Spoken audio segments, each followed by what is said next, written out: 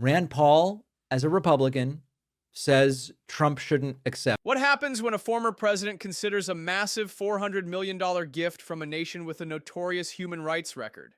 Senator Rand Paul steps up to the plate, warning Trump against this questionable decision. In a political landscape rife with hypocrisy, this moment could redefine loyalty and integrity in American politics. The plane from Qatar. He just shouldn't do it. They have a history of human rights abuses. Take a listen. So should we be putting out our gimmies, Senator? Well, it's a little bit different than a gimme putt.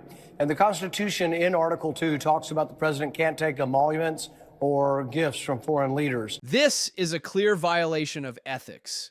Paul's assertion exposes the blatant disregard for constitutional principles by those in power. Are we really willing to overlook the law for the sake of luxury? This isn't just about a gift. It's about accountability. And so there is a provision in the Constitution that says you can't do this. And so the question is, can you do it if it's only for official purposes? If it came to someone in Congress, they can vote and the Ethics Committee can look at it. With his, there will have to be some kind of adjudication. This has never been done, and it's not like a ride on the plane. We're talking about the entire $400 million plane. I think it's not worth the appearance of impropriety. Whether it's improper or not, I don't think it's worth it.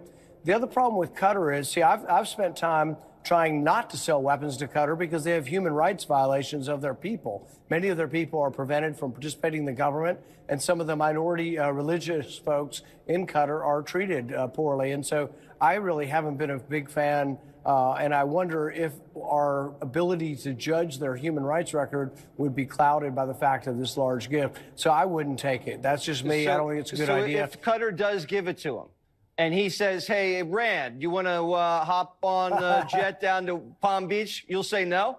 Yeah. I've always wanted to ride on the Emiratis jet, you know, where you have a shower and a bathtub and all that stuff. Me too. And a bar and a dance floor. But I've never been able to fork over the 20 grand, I think, each way.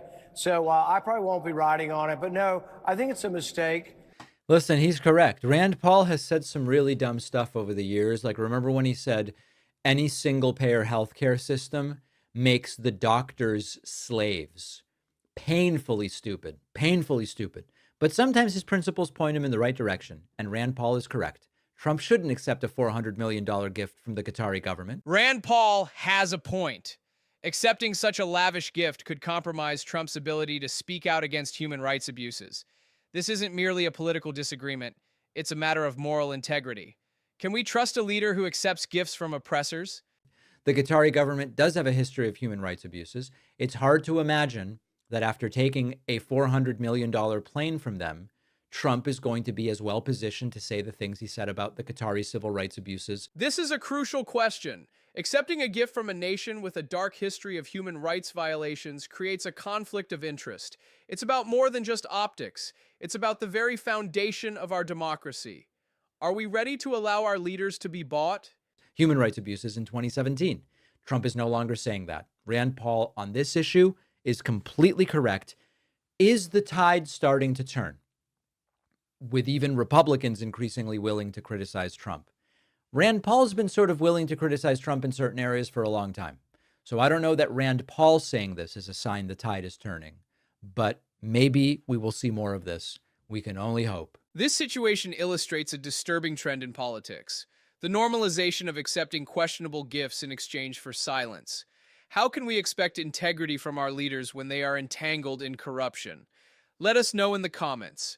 Is it ever okay for a leader to accept gifts from foreign powers?